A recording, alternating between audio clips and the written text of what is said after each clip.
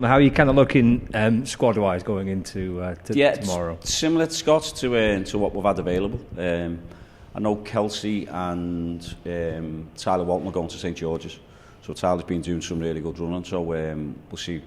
Obviously, they have a few days there, so we'll see what the outcome is when they come back. I know Isaac Sinclair missed, didn't he, last time out? Yeah. Okay? So Isaac was groin, not too sure on him. So we'll speak to Ollie.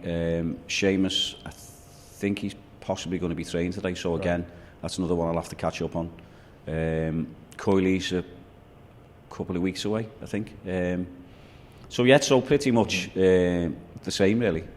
Might have one or two, as I said, we'll catch up with Ollie and he might say they're available. So you got Paddy off the bench as well, didn't you, last week? Which was great. So he's back, which I'm really happy about. So we've got a couple of options up front now, or different ways to go about it.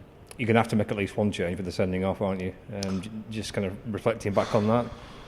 Do you know what? I'm not. Everyone can see what it was. So I'm not even going to go into it, to be honest, because it sounds like sour grapes when you start talking about it was this, it was that, and I'm not going to use any excuses. We played 96 minutes of football and we haven't scored. We have scored, and that was another issue. So, and again, that's another decision that sort of I don't want to speak about. But we should have got a draw. We know we should have got a draw. The start of the game, they started really well. They'd made 5 changes. They're fresh legs and everything else. They put us on the back foot, like the way we start here at home, where we put teams on the back foot. They done it to us, and you've got to applaud them, Grimsby. They could have scored a few goals. As I said after the game, Ollie was there and made some saves. The lads put the bodies on the line. They defended the box really, really well. We went the other end, and Conor Grant and a few others have had some shots and made their keeper make some saves. But they were rampant in the first 20 minutes or so. And then they were asking for, so they said to us at half-time. They couldn't wait for the half-time whistle to come because we got a bit of momentum just before half-time. Well, the last 10 minutes of it, if you like. So going into the second half, they started in the same vein, a little bit on the front foot. And then we got to grips with it again. And, as I said, the lads scored from distance. If you like, that was disappointing, not going in. But we should have got a draw out of it in the end. You lick your wounds, you get on with it, and we didn't, for all the obvious reasons, which I'm not going to speak about, of everything that was involved in it all. I've said little bits. I don't want to use anything as an excuse, and that's it. Have you thought about, or did you think about appealing the sending off or not? No, because we appealed the last one. So Ben Ward, when Ben Ward was here, we appealed his under the grounds of, I can say this because it was in the past, you'll win it, you'll win the appeal. So we haven't got money to go and say, right, okay, blah, blah, blah. So on the grounds of, we're definitely going to win the appeal, we paid the money to appeal, and it cost us. So I'm not going to tell you how much that cost us, but it cost us on the back of people saying that you're going to win it, and we didn't win it. So there's no surprises. So we definitely wouldn't win this one. Which, when I know, looking at it, I know all what got said, I know everything else got said. I'm not going to come out because it sounds like it's excuses why we've lost the game. It wasn't. It was just a double whammy in terms of you lose the game 1-0, and then you get one of your best centre-halves sent off. Or, and in my opinion, he shouldn't have. But I know what got said, I know what was getting said, I know what's being said. I've had all the feedback, so it wasn't good, but the end of the day is now you've lost one of your best centre-halves for the next 3 games. Yeah, it's a 3-game ban, is it? Yeah. As far as I'm aware, it is, unless I've been told something different. So it's not good, but he's committed. Devon, he's been really, really good for us since he come through the door. He's a top defender. He was committed to the tackle, and he's actually got a cut on his knee when the lads went in with him. So, you know what it reminded me of? It reminded me of the challenge when we played Plymouth away and Seamus Keneally tackled one of their players. I'm not sure if it was the centre-half or whoever it was at the time. And the referee sent them both off. So I'm thinking, I didn't understand it then. They've gone in wholeheartedly and tackled each other, if you like, and both of them got up. And the referee at the time sent the both of them off. I couldn't get my head around that one. But it's similar. It reminded me similar to that. And I thought the referee at the time was really calm. She was assessing everything, and then what happens was obviously the red card was disappointing. Yeah. What do you get up to at the weekend? Do you give the lads a couple of days off? Yeah, they've had a couple of days off. Me and Jed Brannan went over to Tranmere to have a look at them, so we got eyes on Tranmere against Crawley. So that was our Saturday, if you like. Or do you make a Tranmere then? Yeah, all right.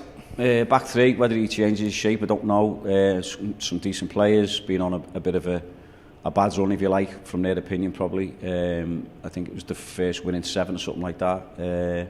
But no, started really, really well. Started on the front foot. Had a goal disallowed after a few minutes. Asked a few more questions and then got a goal. So yeah, they had a few chances. Crawley had some of the ball. I created chances themselves, which they should have took, didn't. Keeper made one good save, so one-on-one with Ronan Darcy. Marosi made a good save. So yeah, there was a lot of a lot that we took in and a lot that we could use. I think you played him about 4 or 5 times last season. You seem to play him every 5 minutes, didn't you, in different competitions? So I guess you know him pretty well, don't you? Yeah, and I know pretty well because you played them, but we know them all in the league, to be honest, Scott, individually and as collectively as a team. So I know it'll be another tough challenge. There's no easy games in League Two. Anyone that's sitting up there will tell you, they think that we're playing middle table, bottom end, whatever, and you're thinking, we're just going to steamroll these teams, and it doesn't happen. So, it's going to be another tough challenge, and as I said, one that we look forward to. Was it a bit odd not having a game on Saturday, kind of looking at the scores coming in elsewhere and that type of thing, is it? Yeah, sort of had one eye on them because, as I said, I was at that game, so the focus was more on that. It was more half-time, really, but it is a bit different. It's the same the week before, so, you sort of twiddling your thumbs going, and then, as I said, it's one when the results do come and you're thinking, well, we haven't sort of moved much and people haven't really gained nothing. Maybe one, I think, has got a couple of more points. So, as I said, we know what the challenge is. The next one is the next one, which is Tranmere, trying to get 3 points. It'll be a tough ask, but we'll go and do that with what we've got available. Yeah, with that Thursday game against Salford, of course, you had a couple of missing at the start of the year as well. Has it felt a bit stop-start at times, this calendar year, or not? Yeah, you could probably say so. You always want your full complement out, don't you, and people to choose from and stuff like that. I don't think we've had that very often, but as I said, that's what your squad's for. I know we haven't got a big enough squad, if you like, but we've brought the lads that were brought in to do jobs, and the ones that will get the shirt, I'm sure will do that. You must be really pleased, John, with where you kind of sat at this point, and going into the final few months of the season. You must be delighted with how it all looks. I am, because it's a lot of hard work from last season as well. So you look back so far, but the few months that we have sort of kicked on is down to a lot of hard work from the players ourselves. Where people just think, it's just about you put a team on the pitch, you train a little bit, and you put a team on the pitch, but there's more. There's loads of detail goes into it.